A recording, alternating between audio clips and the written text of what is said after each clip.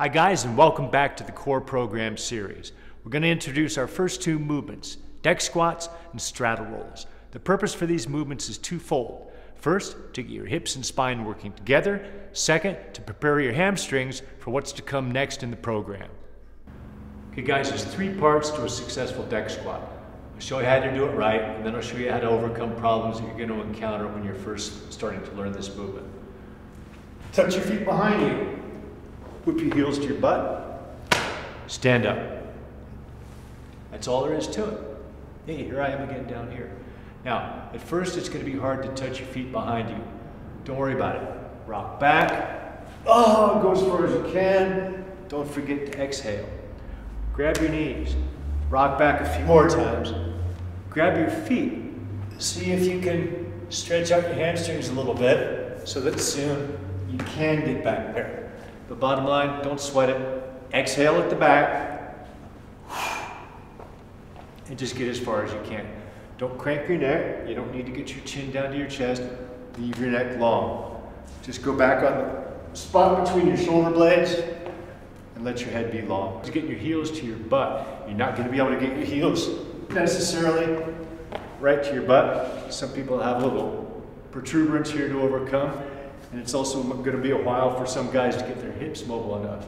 So just, if you can only get them to here, paddle yourself up with both hands and then stand up, okay? What you don't want to do is cheat by bringing one leg in or do something like this because it's kind of hard on your hips and knees.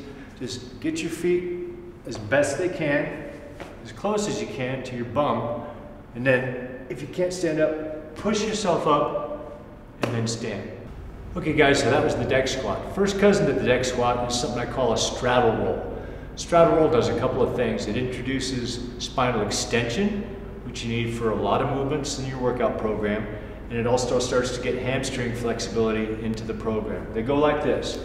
Touch your feet, push forward, reach towards your toes. Now I'm going to warm up to a couple of these and show you a little more flexible version of it.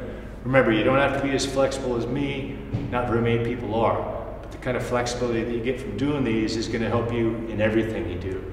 So, rock back, touch if you can, push out with your heels and reach with your hands.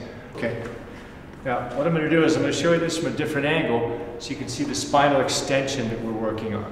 Flexion is this, extension is this. You touch here, that's flexion. Now you got to reach. I call it elbowing your way through the saloon doors, and you can work that extension. Once you get a little more flexible, you can go down, touch your chest, do all sorts of funny things. That's not necessary, but it's useful. Okay, don't think you have to be a contortionist to do these movements or to make use of the qualities that you gain from doing them. So the straddle roll goes like this. Touch your feet if you've got that much flexibility. Push with your heels and reach out with your hands. If you can, once you get it, get all the way down. But if you do go down this far, keep your spinal extension in place. What we call a lordotic curve, a lumbar curve. If you can get a thoracic curve like they talk about in Olympic lifting, get that too. Get down here, keep that curve in place. Don't monkey around working so hard to get down here that you injure something. Only go as far as you can go properly. Okay guys, that was it. Our first two movements in the core program. I want you to do these every time you work out, even if you don't do the entire core program. They make a great warm-up for whatever comes in your day. For more information, as always, you can go to parksidecrossfit.com. I'm Randy Mulkey. Until next time, keep moving.